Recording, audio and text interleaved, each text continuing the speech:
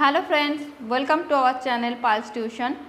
আজকে আমি এখানে পাস্ট পারফেক্ট টেন্স নিয়ে আলোচনা করব।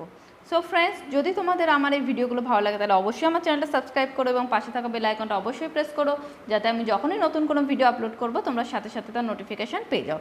তো চলো আমাদের আজকের আলোচনা শুরু করা যাক। Past perfect tense. Past perfect tense বলতে কী বোঝায়? অতীতে একটা ঘটনা ঘটার আগে যদি অন্য একটা ঘটনা ঘটে তাহলে সেক্ষেত্রে কিন্তু পাস্ট পারফেক্ট টেন্স ব্যবহার করা হয়। সেটা কীরকম?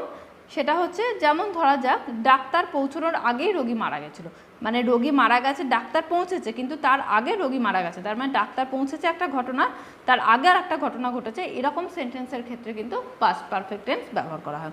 এই সেন্টেন্স স্ট্রাকচারটা কীরকম? প্রথমে সাবজেক্ট, তারপরে হ্যাড, তারপরে ভার্বের থার্ড ফর্ম, তারপরে অবজেক্ট দিয়ে বিফোর, তারপরে আবার সাবজেক্ট, তারপরে ভার্বের সেকেন্ড ফর্ম এবং তারপরে অবজেক্ট। এবার আমরা দেখি কোনটার ক্ষেত্রে ভার্বের থার্ড ফর্ম ব্যবহার করা হয়, কোনটার ক্ষেত্রে ভার্বের সেকেন্ড ফর্ম ব্যবহার করা হয়। ডাক্তার পৌঁছানোর আগে রোগী মারা গেছিলো, মেন ঘটনা কোনটা? রোগী মারা গেছিলো, তারপরে ডাক্তার পৌঁছেছে, তাহলে রোগী মারা যাওয়াটাই কিন্তু আসল ঘটনা, সেই জন্য রোগী মারা গিয়েছিল এইটা কিন্তু হবে পাস্ট পারফেক্ট টেন্সে। তাহলে এক্ষেত্রে কী হবে? দ্য পেশেন্ট, এটা হচ্ছে subject, had died before the doctor rest. The doctor, এটা হচ্ছে যে ডক্টর পরে এসেছিল সে, এবং কি রেস্ট, রেস্ট মানে পৌঁছানো। তো এই ক্ষেত্রে কী হলো? রেস্ট এটা হচ্ছে ভার্বের সেকেন্ড ফর্ম, আর এই ডায়েড এটা হচ্ছে ভার্বের থার্ড ফর্ম। সে বাড়ি পৌঁছানোর আগেই তার ছেলে ঘুমিয়ে গেছিলো, তো মেন ঘটনা কোনটা? যে তার ছেলে ঘুমিয়ে গেছিলো, তাহলে his son had slept before he reached home. আমি স্টেশন পৌঁছানোর আগেই ট্রেন ছেড়ে দিয়েছিল, the train had left the station before I reached. এখানে সবগুলোতেই দেখো একটা ঘটনা ঘটেছে, তার আগে আর একটা ঘটনা ঘটেছে। এবার নেগেটিভ সেন্টেন্স। নেগেটিভ সেন্টেন্স মানে কি? মানে হচ্ছে একটা নট বসবে, বাকি পুরোপুরি সেন্টেন্স স্ট্রাকচারটা একই থাকে।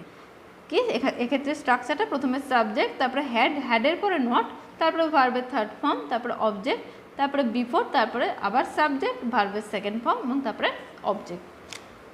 আমি বাড়ি পৌঁছানোর আগে আমার মা খায়নি, মানে আমার মা খায়, আমি বাড়ি পৌঁছেছি, তার আগে পৌঁছে আমি কি দেখলাম? তখন অবধি আমার মা খায়নি। তাহলে এক্ষেত্রে মেন ঘটনা কোনটা? আমার মা খায়নি। My mother had not eaten before I reached home. আমি বাড়ি পৌঁছানোর আগে কিন্তু আমার মা খায়নি। সে এখানে আসার আগে আমি অফিস যাইনি। I had not gone to office before he came here. কেমটা হচ্ছে কি? ভার্বের সেকেন্ড ফর্ম, গান এটা কি? ভার্বের থার্ড ফর্ম। এবার আমরা কি দেখব? এবার আমরা দেখব ইন্টারোগেটিভ সেন্টেন্স, মানে প্রশ্নবোধক বাক্য। এক্ষেত্রে স্ট্রাকচারটা কীরকম হয়? হ্যাডটা আগে চলে আসবে, তারপরে সাবজেক্ট, তারপরে ভার্বের থার্ড ফর্ম, তারপরে অবজেক্ট, তারপরে বিফোর, বিফোরের পর আবার সাবজেক্ট, তারপরে ভার্বের সেকেন্ড ফর্ম এবং তারপরে অবজেক্ট।